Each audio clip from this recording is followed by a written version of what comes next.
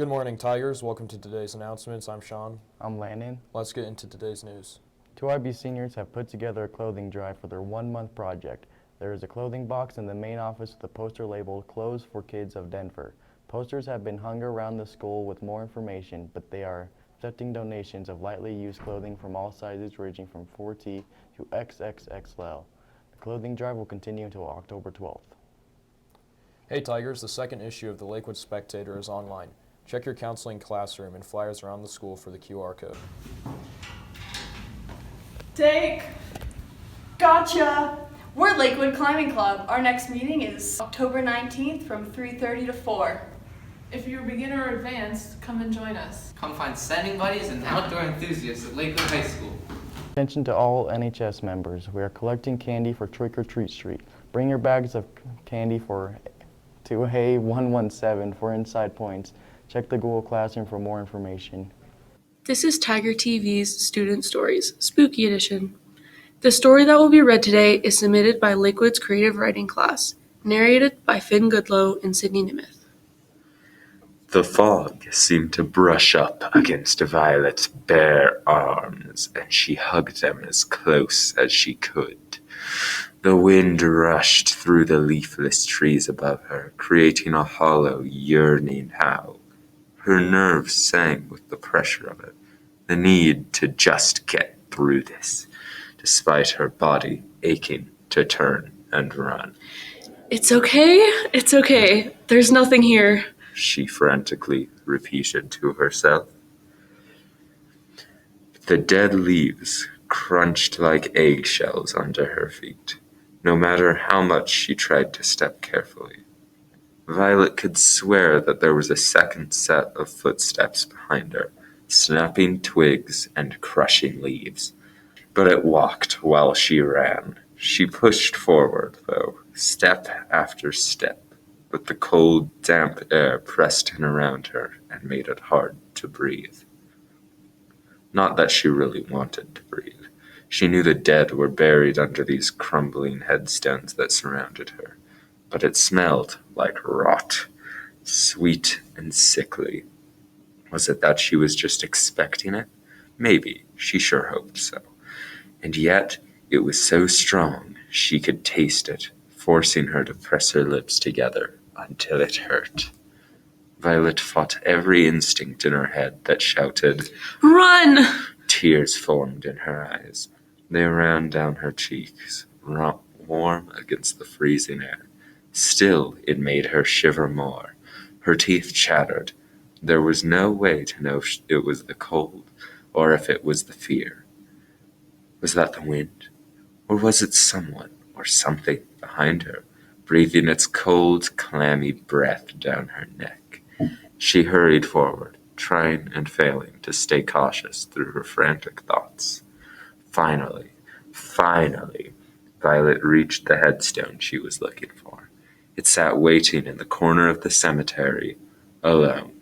There was only one other headstone next to it, which in her panic state she did not acknowledge. She only cared about this stone. Oddly, it filled her with a sense of security to be here right next to, well, whatever was left of Lauren. The funeral had been a closed casket, and Violet had been pushing the idea of it out of her mind ever since everything happened. She did not want to know. She had finally gathered up all the courage from every part of herself to come here and even remember that Lauren was dead.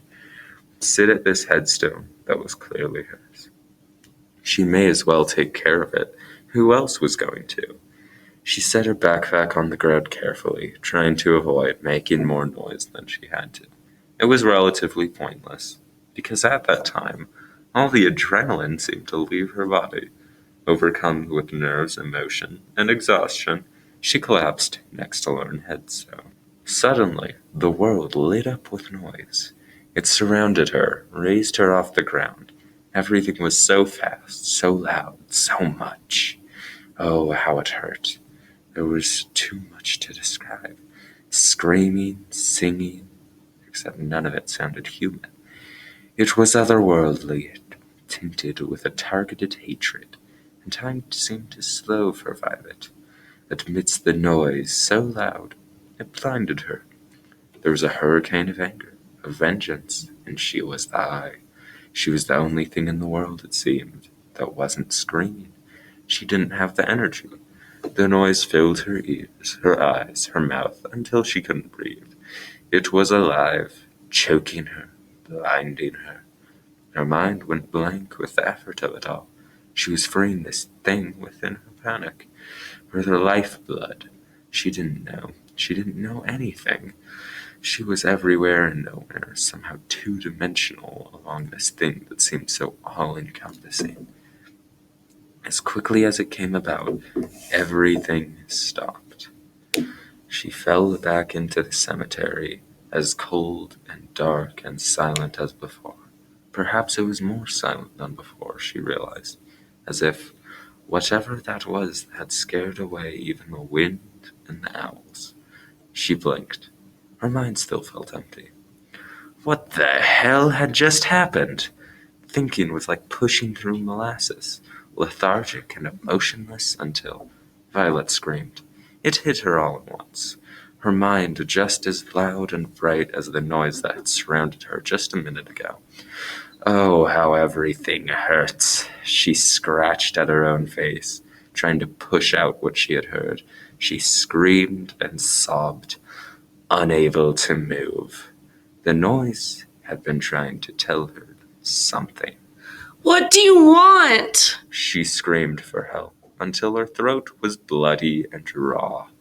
Somehow, she knew that nobody was going to come and save her. The threat of the graveyard paled in comparison of what she now knew. The idea of Lauren buried, torn apart, 6 feet below her feet, felt insignificant. Something had killed her, something far worse than the car they'd found her in. Something was there, below this, far lower than she could imagine. And oh, how she had made a mistake coming here. Speaking of candy, Landon, what's your favorite candy? My favorite candy is probably Kit Kat. What's Nice. yours? Reese's. Okay. There will be a Spanish club meeting Thursday from 3:20 to 4 in room B102. Anyone is welcome to attend.